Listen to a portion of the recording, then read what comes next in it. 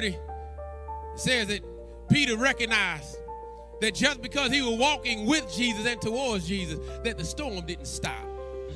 And it says beginning to sink in verse 30.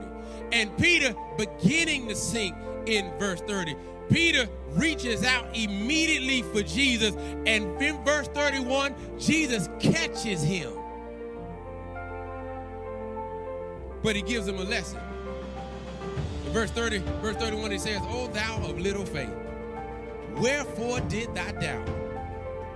He could have let Peter sink because he didn't have the faith. He could have let Peter sink because he didn't have any doubt. But even while he recognizes the flaws of Peter, he saves him.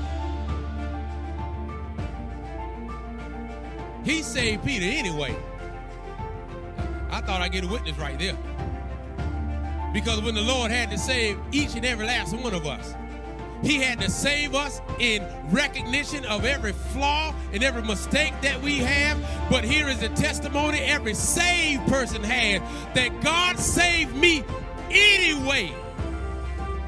Now, I know you want your neighbor to think you were perfect when you got saved. You want your neighbor to think you had it all together when you gave your life to Christ. You want your neighbor to think that you were in a pristine place when God saved your soul. But the reality is we were just like Peter. We were sinking deep in our sin, and Jesus saved us. Abraham was a liar and a doubter, but God saved him anyway. Moses was a sellout and a murderer, but God saved him anyway. Noah was a drunk and mean, but God saved him anyway. Jeremiah was too emotional, but God saved him anyway. David was a cheater and a killer, but God saved him anyway. Matthew was a sinner and hung out with sinners, but God saved him anyway. Paul was a hypocrite and a doubter, but God saved him anyway. And I wonder if there's anybody in here that's got an anywhere testimony, that God saved my soul anyway.